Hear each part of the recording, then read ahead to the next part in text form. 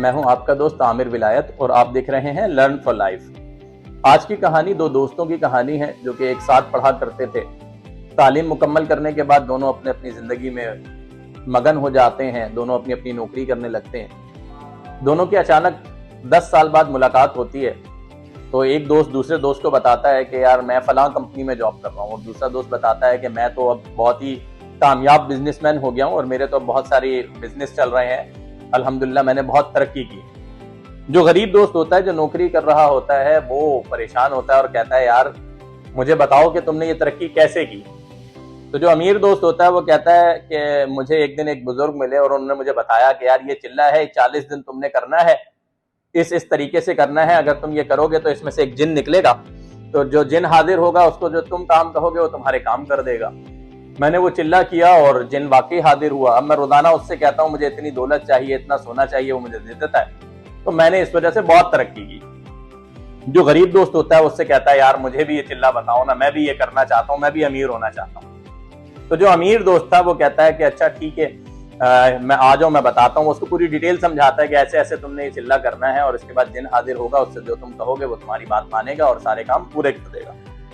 जो गरीब दोस्त होता है वो पूछता है और उसके बाद इस प्रोसेस को करना शुरू कर देता है। 40 दिन पूरे होते हैं तो जिन हाजिर हो जाता है और वो कहता है कि जी मुझे बताएं कि आप क्या चाहते हैं और मैं आपके लिए क्या करूं।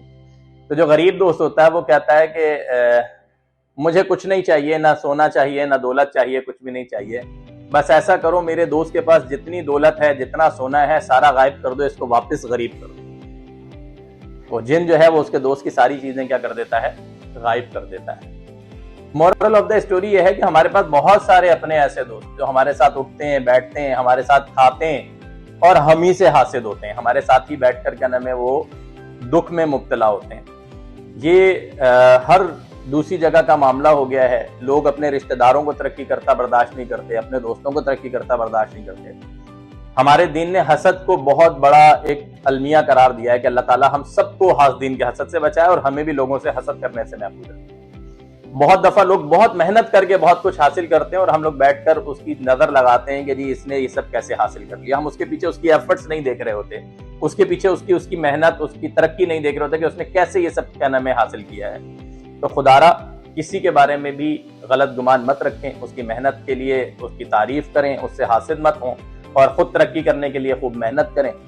तो मेरे एक दोस्त हैं वो अक्सर कहते हैं कि यार मुझे इस बात से कोई गम नहीं कि मेरे पास कुछ नहीं है, वो कहते हैं मुझे इस बात से बड़ा फर्क पड़ता है कि मेरे दोस्त के पास क्यों है या मेरे भाई के पास क्यों है। तो अगर है तो हम दोनों के पास होना चाहिए, वरना किसी के पास भी ना हो। तो अल्लाह ताला हम सबके लिए आसानियां फरमाए, हम सबको हमेशा खुश रहने की तौफीक अता फरमाए। जैसे मैं हमेशा कहता हूँ खुश रहें, आबाद रहें और लोगों के लिए आसानियां पैदा करते रहें। जज़ाकल्लाहु खैर।